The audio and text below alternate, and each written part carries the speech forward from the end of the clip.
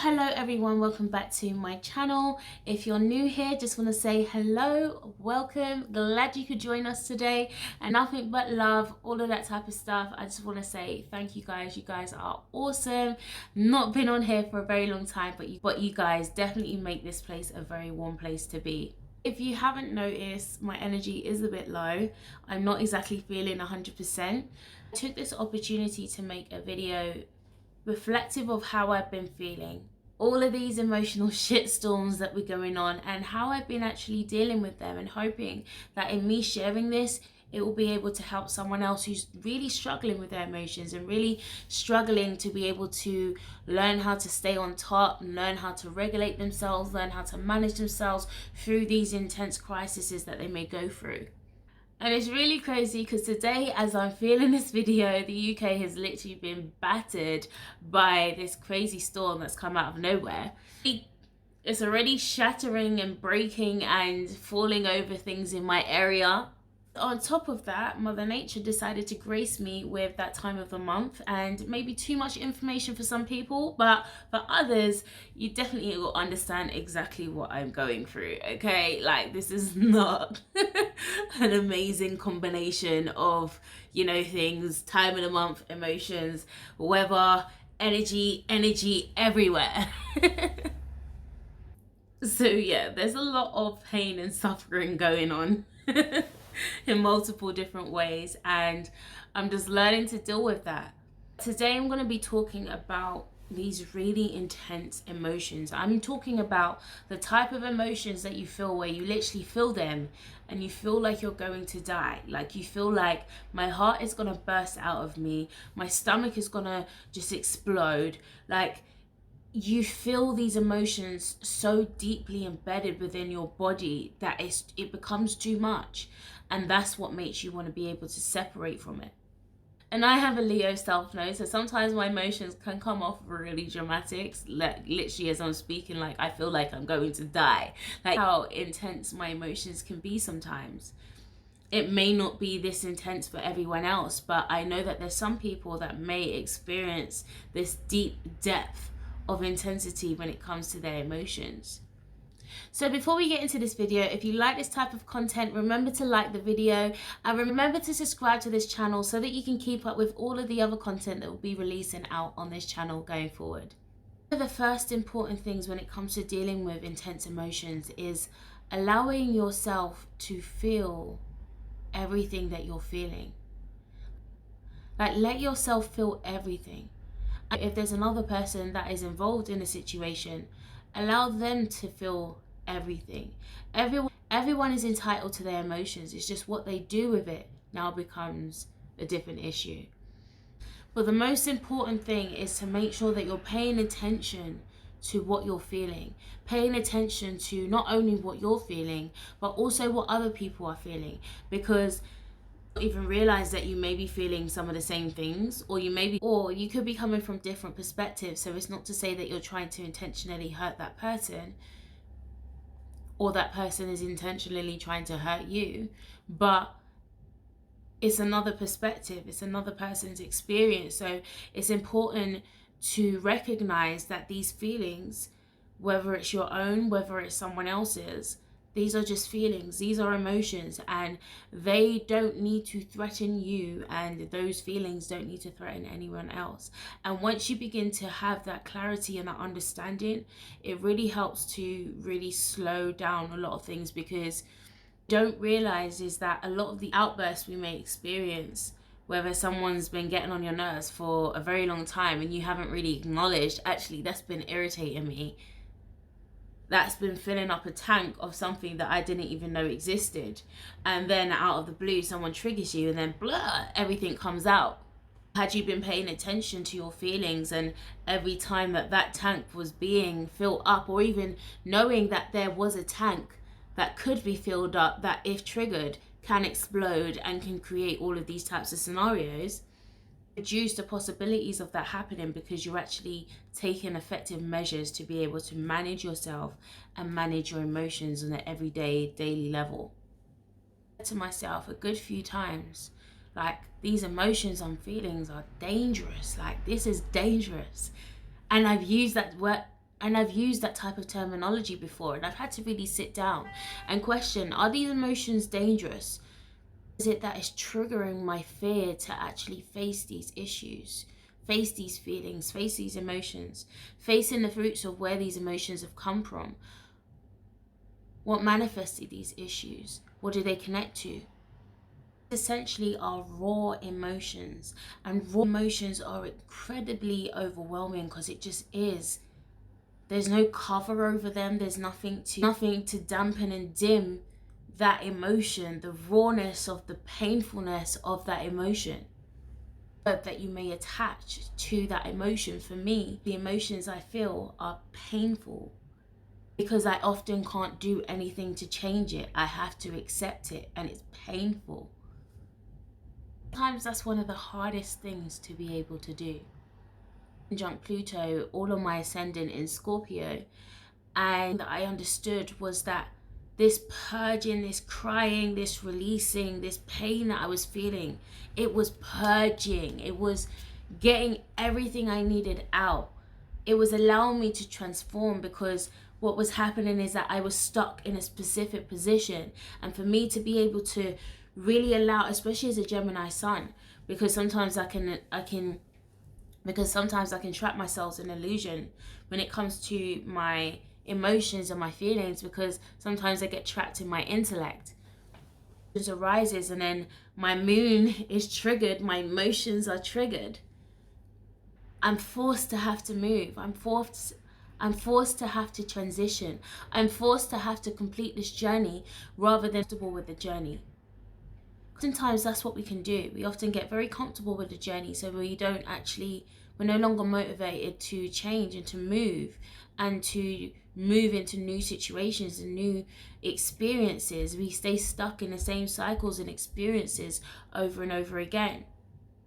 Crying sometimes, my heart feels like it's going to explode. My belly feels like it's going to explode, but mainly my heart. Like, a lot of my issues are connected to my heart. And it doesn't have to mean in a partner. I mean, it can be friends, it could be family, it could be all of these different types of things. But when they do things that really hurt me, it hurts my heart, because I'm like, my heart was open, like I was exposed, I was giving you my heart, my love. How did you do that? Like, for me it's almost like seeing someone randomly on the roads and just going and stabbing them randomly. It's like, why did you do that? Feels like for me. And I have to ask myself, is that's what it actually feels like? I can actually feel the crushing-ness and the restrictions within my heart space physically. So what is this actually doing to my health? Like, mentally, spiritually, emotionally, physically, all of these different types of things. Our emotions are connected to our overall health, and so it's important to really be addressing our emotions and really be practicing healthy emotional intelligence.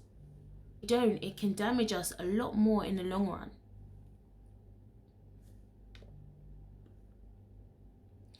So emotional intelligence comes in when you can begin to tune into your inner voice, which is your heart space. Your heart space is your seat of truth. And if you've done my intuitive chakra healing course, you'll understand about the energetic centers and how they relate to the soul. To begin to really listen more to our heart space, listen to the truth our heart wants to express. The heart is a space of truth. Your heart will always express the authenticity of your desires. You know, what is it that you really desire? What is it that you really want? What is it that you really feel yearning for? What is it that you're really reaching for? How do you really feel about a person? And even knowing how they really feel about you, your heart will always tell you. It's an expressive organ. It's what pumps life and blood to the rest of the body. So the heart has this big desire to express, but when we try to restrict and shield and box off this heart,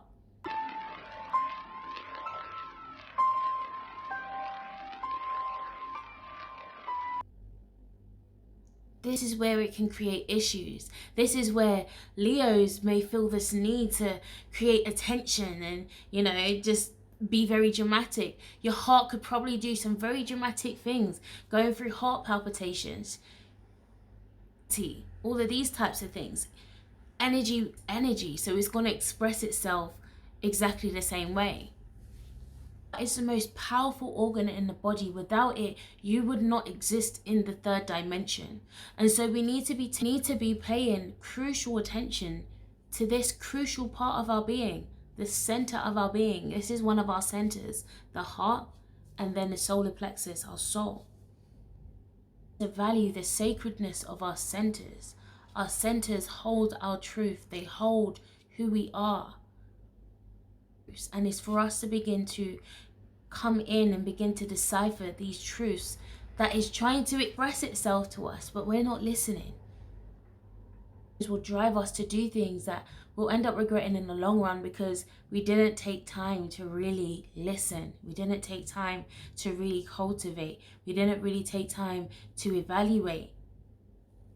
End up getting driven into screaming at people, into attacking people, into throwing tantrums, into literally becoming our inner child. And this is why inner child healing is so important, because the expressions that come up in these places are very much connected to your childhood and the box that the inner child has been kept inside, and now it's just feeling like it just needs to express itself in this way. It's the only way it can express itself. Into our inner child, like desiring to express. What is it desiring to communicate? What is it desiring to experience? About learning how to understand the true reasons and the true reactions that are fueling our emotions. What's triggering your emotion? Because the emotion is the reaction. What's before that? What triggered that? What created that? What was the spark? What is the catalyst for that emotion to then come to fruition, to now manifest itself? Are these emotions dangerous? Are these feelings dangerous?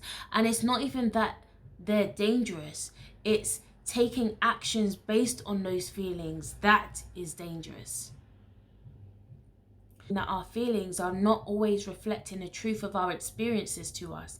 It's actually our feelings, our emotions are very subjective to our own personal experiences. So we can't use our emotions as a GPS system, as a navigation system, as a map to truth, because the emotion, what is the intelligence of that emotion? What does that emotion mean? That emotion can mean multiple different things. You could literally get angry one day and you probably don't even know why you're angry. Maybe you're hungry. Maybe you need some iron. Maybe you need some vitamins.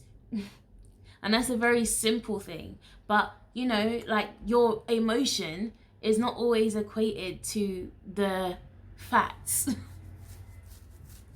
Yourself and understand, why is this playing out? Why am I feeling this emotion? What is this emotion trying to tell me? What is the message behind it? About learning how to repress your emotions, because that is not self-mastery. It's learning how to your emotions and then not even realize that it's even there. Things down and not actually acknowledge the truth of what your heart's trying to express to you. On a whole boiling pot, ready to just, let loose, because it's been building for a very long time. It's that. Whether energetically, whether through communication, whether through writing, release the emotion without having to almost not justify why that emotion is there. Like, there's a reason why that emotion is there. So it's not to say that your emotions doesn't exist, like, why would you feel that? Like, forget that. No, your emotions are valid, but why it's there. And this is a foundational aspect to emotional intelligence. And yes, it is easier said than done. Like, if we haven't had parents that taught us how to be able to effectively deal with our emotions when we were younger, It can almost seem incredibly impossible to be able to do that now, but it is something that can be learned, and it is something that gets much easier the more that you practice it. Intelligent, this is something I've had to learn throughout my journey, and through learning and through practicing it more, this is how I become stronger in my ability to find intelligence in my emotions. Actually making a choice every time you get put in these sticky situations, making a choice to pause, feel, and not act and react. This is learning how to rewire your brain, and every time you do that, it becomes easier every single time. Kind of helped you out a little bit. I'm going to be uploading part 2 video that will go into 10 tips on how to apply emotional intelligence to your life. Okay, it's beneficial for you. I don't want to make it too long, which is why I'm going to put it into 2 parts. But remember to like this video if this was beneficial for you. Remember to subscribe to the channel, and remember to share to someone that you feel will benefit from this message. But emotions doesn't make you weak. Everyone has emotions, everyone deals with them in different ways, some amazingly, some not too well, but we can all learn how to do better. So hoping this was beneficial for you, and I will see you guys on the other side.